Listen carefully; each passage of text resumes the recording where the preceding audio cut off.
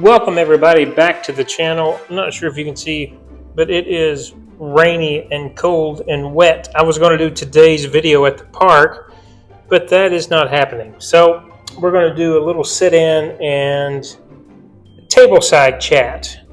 Today's video is about race day prep and a few goals that we're going to try to accomplish. Okay, so it'll be a very quick video. Just want to run through some things that I like to do and count down up to race day. These are not things that I've done entirely through the training process. Some are, most aren't. However, I usually take about the last 10 days and kind of start to count down if I'm adding or I'm eliminating certain things. So I've kind of grabbed a few things here on the table that I want to briefly go through and let you know when I use them, how I use them, and why I use them. First thing, I can get this right off the bat. This is the Apple Ultra watch. That will be used on race day. I have deliberately not used that during training because I don't care about what the watch says necessarily. I am being more attuned to my body right now and figuring out distances and comfortability and speeds rather than just trying to set some sort of goal on the watch. But that'll be used on race day because I want the GPS to pick it up. I also am a Spotify subscriber, so I can link these to my Bluetooth earbuds and be able to listen to music if I so choose to do. And I will show you before we end a little of the playlist that I've kind of got together for the Disney weekend. Next up, the things that I will take with me and may or may not use are kinesiology tape. I'm a very big proponent of kinesiology tape. This one is a cheap version. I think it was $6.99 from Amazon. I have bought the expensive ones, but this one was kind of on I think it was a Cyber Monday deal, and I went ahead and grabbed a roll. I do have other rolls that are in storage in Florida. Thankfully, have not had to use this during the training season, but I always pack that any destination race that I have, just in the off chance that I will need it leading up to race day itself. The next one that I always have on hand is a TENS unit. Okay, this electrical stimulation is a big deal for me, especially when it comes to injury recovery. And so what I would tell you is this one on Amazon was just a few dollars, and it works very well. I'm even going to take you through, mine looks like this. You can buy a few different versions. It does have a dual port, so you can turn it from 0 to 8. But I'm going to tell you the settings. These are the, this was $24. These are the settings that I recommend because I have talked to different physical therapists, chiropractors, and MDs and gotten a general overall, because if you look here, there's a few different versions that you can dial in if you buy a TENS unit that looks like this. Some of them do not. Some of them have digital screens. But for me, the mode needs to be on in, all right? Your pulse width is always 220. You don't need it any stronger than that. And your pulse rate is going to be set at 70. That's going to give you some pretty strong continual pulses out of each one of these ports. And then you set it to 30 minutes, okay? I have a 15 and a 30-minute timer. I set mine to 30. I have been using this about 10 days and leading up, so 10 days and later until the evening before race day. I will utilize that. 2 30-minute sessions, what I do. I have only been doing the left leg. The left leg has gotten a little more sore, I think, as a result of those aggressive shoes, those Skechers Go Run Razor 5s that we've been using. We will use on race day. The blisters have gone away. There were some massive blisters. It took me about 4 days, something like that, to kind of get that under control. But I've used a different lacing technique, and that seems to be helping. But the TENS helps tremendously. So 2 30-minute sessions. Another thing, Thursday, Friday, Saturday. Our race is on Saturday. So Wednesday night, this guy, naproxen. Naproxen for me works. I will tell you, if you were to try this next little regimen I'm going to tell you about, and it doesn't seem to work for you, you can switch this. It's going to sound weird, but you can switch this over to migraine medication. So any type of Excedrin or off-brand Excedrin. I have no idea why, physiologically, but I have tested those two against each other. Ibuprofen doesn't do it to me. Tylenol certainly doesn't do it to me. Aspirin absolutely doesn't do it to me. Don't need leaky guts and blood. And anyway, naproxen is the best for me. What naproxen will do for me is take away any and all pain or soreness that I might have from the overloading training that has come previously. So Wednesday night, since we have a Thursday race, I need 3 full days. Wednesday night, Thursday morning, Thursday night, Friday morning, Friday night, Saturday walking to the start line. I need 3 days of doses. You will take 4 of these, and I am not giving you any sort of prescription or health information, but I am telling you, for me, the prescription dose of naproxen, it says 2 on the back here because that's what over-the-counter is. It's what the FDA allows to be sold with that. 4 of these is prescription. So it's 880 milligrams. You take them 12 hours apart. That's why I said Wednesday night, Thursday morning, Thursday again before bed, Friday morning, Friday before bed, and then Saturday walking to the start line. That allows me the best opportunity to run the fastest that I can without having to slow down with pain. Again, I have tried it with Excedrin. It works almost the same way. That has caffeine in it. I do not need the caffeine. I have a pre-workout. I showed you in yesterday or the day before yesterday's video. That'll be carried to the start line with me. That's why I'm doing naproxen. That comes along with me. That has not been taken at all during the training process. You want body confusion there. So you don't want to be loading with that any more than 3 days prior. This guy also comes into play. Okay, this is an inhaler for me. I typically do not need generically throughout the year until it comes to hotter seasons, depending on where we are in the world, or if I'm training specifically for a race.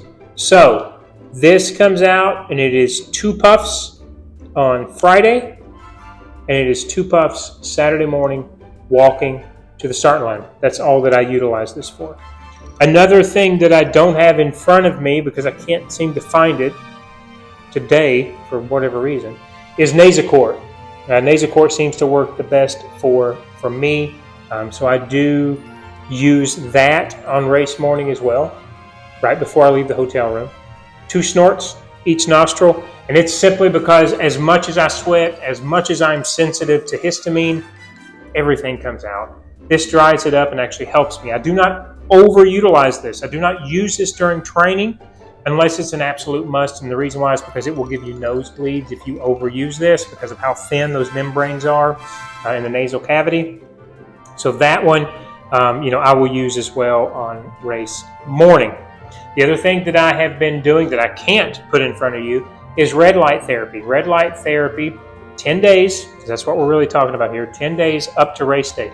Every single day of the week is red light therapy. The total body bed that I have is red light therapy that is stand up for 9 minutes. Some of you, depending upon how old the machine is and what technology that your gyms may use, will have a different time. But for me, it's 9 minutes for whatever reason. And like I said, it's a stand up. That's going to help metabolism, cell turnover, and it's going to help mitochondrial health, which again, I need it when we're talking about fast twitch, slow twitch, and the distance that we're running. Nutrition, we've already talked about, but since I am essentially doing, a keto or a no carb or very little carb diet, and we're looking at 13.1 miles, then we're going to have to talk about something to fuel with, and fat will be the primary source of fueling. January is carnivore month. I don't intend on carb loading before this, but I will go down slightly to an animal base for the night before. So what I wanted to show you is what I have here, and this is a local bee producer that sits outside of Charlotte in Burlington, North Carolina. This is whipped honey with cinnamon. There's a specific reason why I got that. So this is homegrown honey here in North Carolina. Literally, to whip your honey, you put it in a mixing bowl and you turn the mixer on, and it will start to get lighter, airier, and a little frothy, and then you can add whatever you would like. I have only had it sweetened with orange blossom, the orange rind with orange blossom honey in Florida, and then this one, which has cinnamon. I'm using cinnamon specifically, and this will be eaten the night before, a few tablespoons, simply because cinnamon is, again, a low GI glycemic index. When I say GI, a low glycemic index food. So I should not have any spike. One, it's an animal product, so I should not have any type of insulin spike. And two, with the cinnamon there, I should stabilize, but be able to utilize that tomorrow morning, at least for the first 5 to 10 minutes, right? Because those stores will get burned up very quickly, and then we will rely on fat. And again, we've been practicing with that. So that's really my essentials that I travel with, because you've seen the shoe, you will see the kit when we get down there, the outfit that I'm going to wear. Bib numbers haven't been assigned yet. That's very late for Disney. They usually don't give bib numbers until just a day or two before we are traveling. And of course, I've shown you the socks. We'll pick a pair of those, and I'll show you that on race day morning or the night before, and take you through why we're wearing what we are wearing. Outside of that, we're very strict on food window, very strict on what we are eating. I've shown you that, but not eating out. Eating out has gone away for me. Gallon of water, absolute minimum gallon of water every single day, and 8 hours of quality sleep every single night. Those are standards, and it does not vary from 10 days on, and that's why I'm letting you know that you can mess around with other things when you're going through the training process for weeks, but when I get into the last 10 days, it gets extremely strict for me, because what I'm trying to do is get my body prepared to be able to race on race day. I typically don't take water. I don't intend on taking water. 13 miles for me is completely fine without a water break. So unless it's overly hot in Orlando, I'm not going to do that. That's going to be my water stores when it comes time on race morning to perform. And that's what we're going to do. Everything else, we're going to kind of leave up to chance. Time goal is 1 hour and 45 minutes. Those of you who were on the channel at Gasparilla know that we come in at like 1 hour 54 and blah, blah, blah seconds. I decided that I was going to attempt a little more of an aggressive time with more aggressive shoes, and 10 minutes to shave that off is going to be a challenge for a few reasons. One is Disney does not lend itself to competitive racing very well. It's more about the experience for people, and so you're not going to have a whole lot of running full on, because you're going to get to mile markers where there's going to be character sightings, where people are going to try to literally get off the road and get in line to have their photo taken. I'm there to run a race. I'm there to film it for you all. And so sometimes you can get a little bit, not you necessarily distracted, but people around you kind of take in and have paid the price, the exorbitant price, to essentially have an experience. I'm trying to do both. So there's a reason that, it's a little bit of a lofty time goal. I'm hoping I can do it. Running through the parks again, kind of bottleneck down in a few places. We don't have open roads everywhere that we're going. We can't take up, 2 lanes or 4 lanes if we're in a neighborhood type of a thing. So again, that becomes a little bit of a challenge. I'll show you guys that as well. And then shaving 10 minutes off is no joke. So I'm hoping I have prepared properly, hoping it will turn out very well.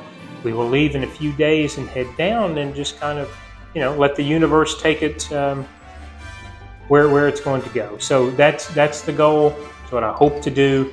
We will be fueling on fat this time, which is a little bit on the new side for me instead of carb loading.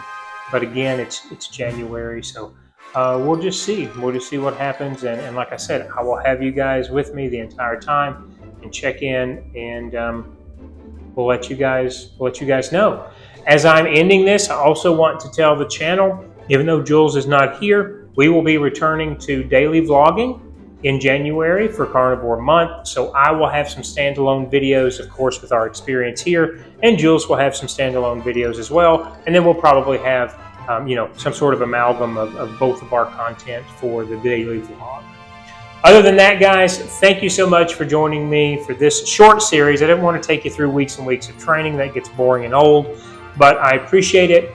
Any questions, concerns, comments, advice, I love it. Please send it my way. Otherwise, I hope everyone's having a great day, great evening, wherever you are. I'll see you again shortly. Let's see what we can do. We're going to go run Disney again, and I could take you through Storytime Hour and tell you about how this is redemption for me, but we'll leave that for another day. See you tomorrow, guys. Thanks so much.